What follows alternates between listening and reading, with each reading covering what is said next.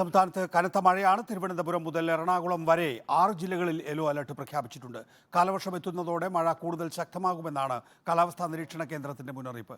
തിരുവനന്തപുരത്ത് നഗരമേഖലയിലും ഉൾപ്രദേശങ്ങളിലും മഴ തുടരുകയാണ്. അരുവിക്കര ഡാമിന്റെ 5 ഷട്ടറുകൾ 10 സെന്റിമീറ്റർ വീതം ഉയർത്തി. കൊച്ചിയിൽ താഴ്ന്ന പ്രദേശങ്ങളിൽ വെള്ളം കയറി. കൊല്ലത്ത് ദേശീയപാതയിൽ ഉൾപ്പെടെ വെള്ളക്കെട്ട് രൂക്ഷമാണ്. പത്തനംതിട്ടയിൽ നിന്ന് പ്രവീൺ പുരുഷോത്തമൻ. പ്രവീൺ, ഇന്ന് ശക്തമായ മഴ എല്ലായിടത്തും പെയ്യുന്നുണ്ട്. മധ്യ കേരളത്തിൽ പ്രത്യേകിച്ച് പത്തനംതിട്ടയിൽ സ്ഥിതി എന്താണ്? പത്തനംതിട്ടയിൽ ഇപ്പോൾ നേരിയ മഴയുണ്ട്. പക്ഷേ കാലാവസ്ഥാ മുന്നറിയിപ്പുള്ളത് അടുത്ത 3 മണിക്കൂറിനുള്ളിൽ നേരിയ തോതിൽ മഴ പെയ്യുമെന്നുള്ളതാണ്. പക്ഷേ നദികളിൽ ഈ സമയത്ത് ജലനിരപ്പൊന്നും ഉയർന്നിട്ടില്ല. ഞാനിപ്പോൾ നിൽക്കുന്നത് അച്ചൻകോവിലാറിന്റെ തീരത്താണ്. നമുക്ക് ജലനിരപ്പ് കാണാം. തീരെ ജലനിരപ്പ് കുറവാണ്.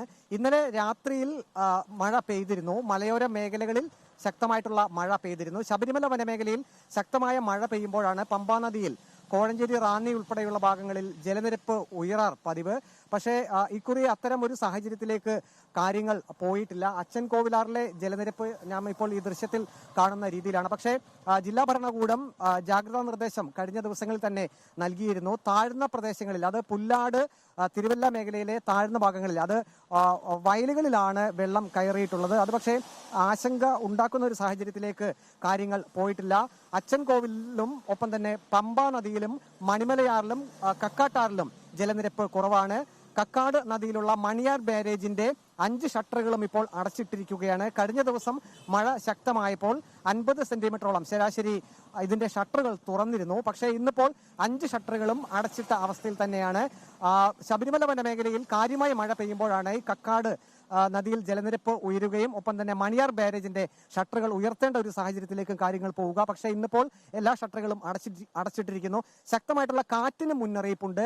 രാവിലെയൊക്കെ പലയിടങ്ങളിലും കാറ്റ് വീശിയിരുന്നു. പക്ഷേ ഇപ്പോൾ നേരിയ കാറ്റ് മാത്രമേ ഉള്ളൂ. നിലവിൽ പത്തനംതിട്ടയിൽ കാലാവസ്ഥ എന്നുള്ളത് നേരിയ തോതിൽ മഴ എല്ലായിടങ്ങളിലും പെയ്യുന്നുണ്ട്. നികേഷ്, പത്തനംതിട്ടയിൽ ശക്തമായ മഴ പെയ്യും അടുത്ത 3 മണിക്കൂറിനുള്ളിൽ എന്നുള്ളതാണ് കാലാവസ്ഥാ പ്രവചനം. സുനീഷ അയലൂർ തിരുവനന്തപുരത്ത് നിന്ന്. സുനീഷ, തിരുവനന്തപുരത്തെ തെക്കൻ കേരളത്തിലെ സ്ഥിതി എന്താണ്?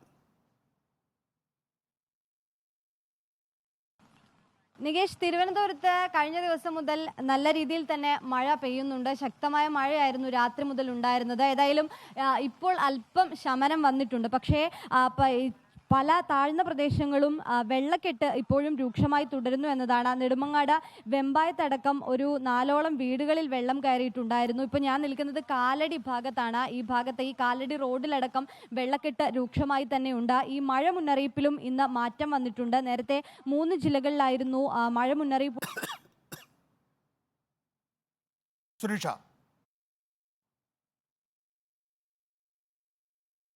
ഇപ്പോൾ 6 ജില്ലകളിൽ പ്രഖ്യാപിച്ചിട്ടുള്ളത്. തിരുവനന്തപുരം മുതൽ എറണാകുളം വരെയുള്ള ജില്ലകളിലാണ് മഴ മുന്നറിയിപ്പ് നൽകിയിട്ടുള്ളത്. വരുന്ന ദിവസങ്ങളിലും മഴ ശക്തമാകുമെന്നതാണ് മുന്നറിയിപ്പായി നൽകിയിരിക്കുന്നത്.